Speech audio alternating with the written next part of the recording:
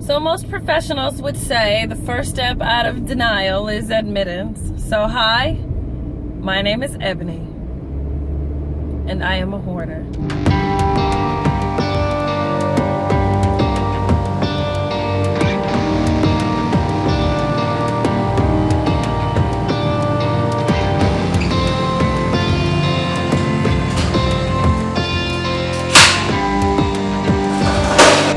I have decided to cull and reduce my entire house, which is what you see in my back seat and in my trunk. I am going to a dumpster to get rid of all of this. I have accumulated things over the years. There are things I have not touched, seen, or used in years. I moved out of my condo about a year ago. And so there are a few things that I brought to the townhouse that I currently stay in. However, I decided to get a storage, room to keep all of the other things that, just may not have the space.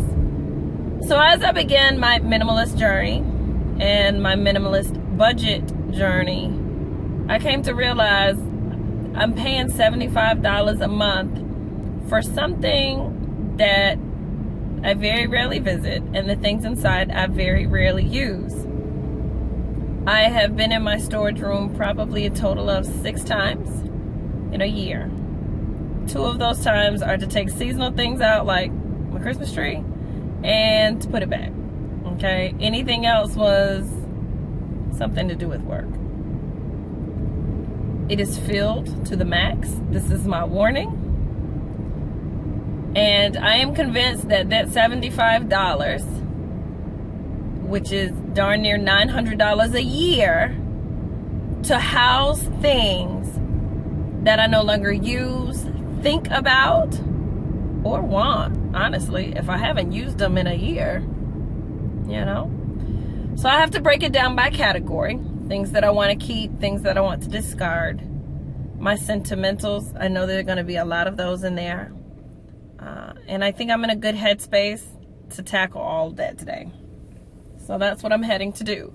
I'm going to dump this in the dumpster first because my house feels amazing. It's just a lighter feeling in the house, positive vibes, and I don't have to worry about things and stuff and organizing things that I don't use. The only things that I clean are the things that I use, and because I don't have that much stuff anymore, and by stuff I mean stuff, that's the only way I can put it, my house stays clean on a regular basis.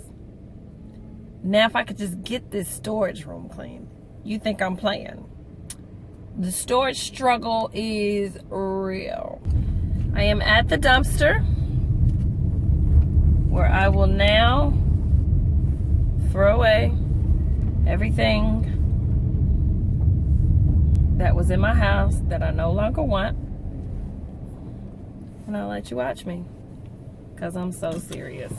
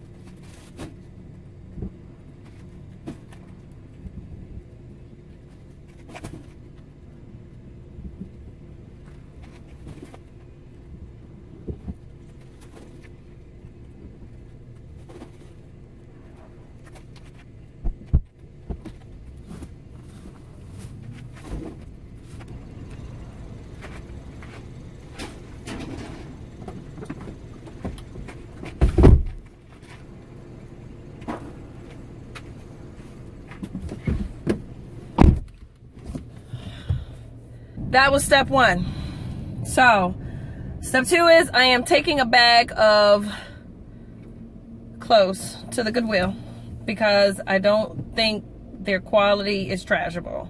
They're in good condition. However, I don't really want to go through the trouble of selling online because I just feeling lazy, I guess. Don't think I'd get very much for it. Some of them have some wear and tear spots and things like that. So I want to be fair. So I'm going to take them to the Goodwill because they will be a blessing to someone.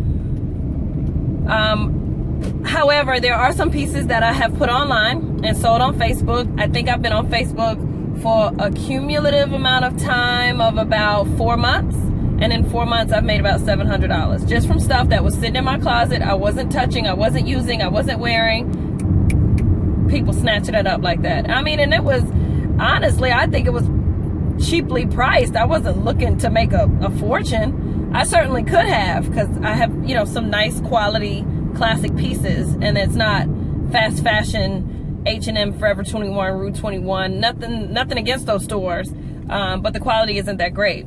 But I had, you know, a lot of Ralph Lauren, Calvin Klein, you know, a lot of those name brands, and they snatched up like that. So it's worked for me. I'm headed to Goodwill now, drop off this bag, and then the dreaded storage. So here we go.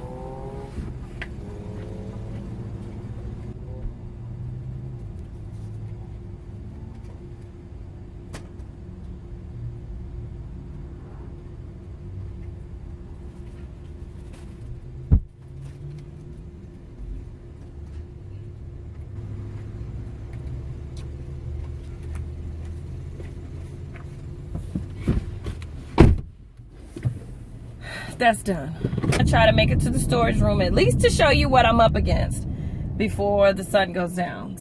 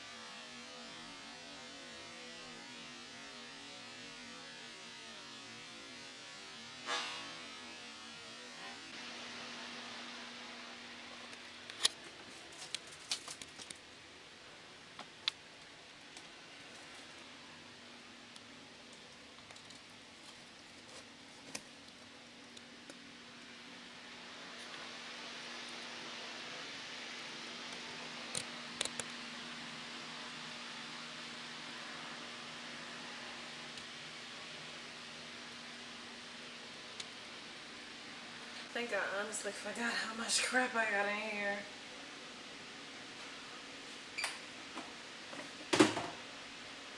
Might have to have a part 2 on this one.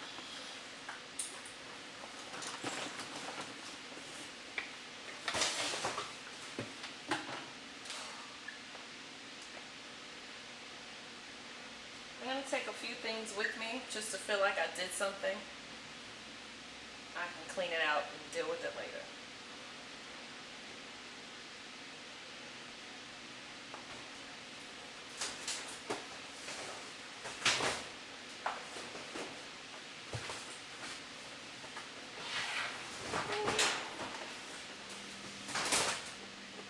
I'm gonna take this.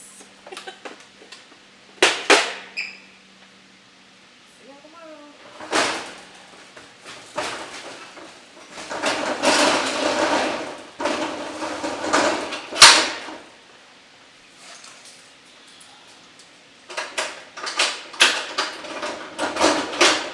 It's easier to just close the door and go home.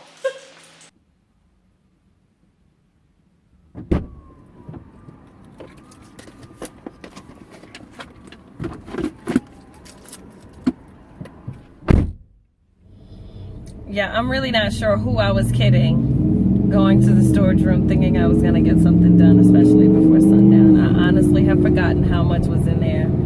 And therein lies the problem. Therein lies the problem.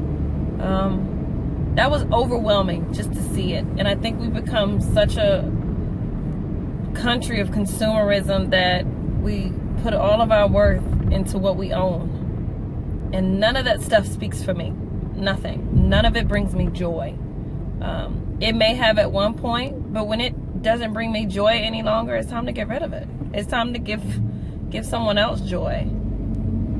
And I think that's where I am.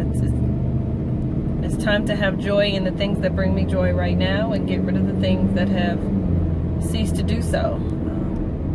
I read a book called The Magic of Tidying Up, as well as Spark Joy, by Marie Kondo, Japanese lady. Very good read, very good. If you need a swift kick in the butt, that's the book to read. But when I tell you, you have to have an open mind and be ready for change. And see, getting rid of this, it's not about what you are getting rid of. It's about what you want to keep. When you look at something and you say, you know what, this brings me joy, then that's the piece that you keep. Not, oh, well, I might be able to wear this around the house, or I might be able to get in this, so this will be good for Christmas. If it doesn't spark joy right there on the spot, toss it, discard of it, because 9 times out of 10 you won't miss it. Now, I wouldn't get rid of things that you need. You know what I mean? There's some things that don't spark joy that you need, like a toothbrush or a vacuum cleaner or whatever the case. Like, don't go discarding that stuff thinking, oh, I'm just getting rid of everything. No, that's not what you're trying to do. We're talking about possessions that people put their worth in. People walk around in clothes thinking, you know, I'm this because I'm wearing this. Yeah, I like my quality pieces. I love a good Ralph Lauren sweater. I love a good Ralph Lauren dress. I love a good Calvin Klein dress. But those things don't define me. I pick them up because I like them. They're quality pieces and they're going to last. But as far as proving to the world who I am, if you don't know me and you don't know my spirit nor my heart, my clothes aren't going to give you anything that those other 3 items are going to give you. Same thing with car. I don't need no great big Mercedes Benz. Yes, I worked for Mercedes for 11 years, and trust me, I have seen some things. But I don't need that to define who I am. I am not knocking any person that gets a Mercedes Benz. If that's what brings you joy, again, so be it. But I'm not that person. I'm not so wrapped up in getting a vehicle to prove something to people that don't know me or that don't like me anyway. Well, let's just be quite frank. So I am really honing in on my belongings, my possessions, and really taking a full inventory of, does this stuff speak for me? If somebody walked into my house and saw all of my stuff, what would they say? One of the things they would have said a week ago, that chick is a hoarder. And I don't want to be known as a hoarder. I want people to look at the items that I own and say, that matches her. I want them to look at my bookshelf and say, that looks like her. That's what kind of spirit she had. So I'm on a journey. It is a journey. There will be a part 2. So consider this the tease or the trailer, because I couldn't get much done. So make sure you like, subscribe, and hit the little bell button so you're notified when that part 2 comes up, because it's going to be funny, life-changing, and real. Thanks for watching.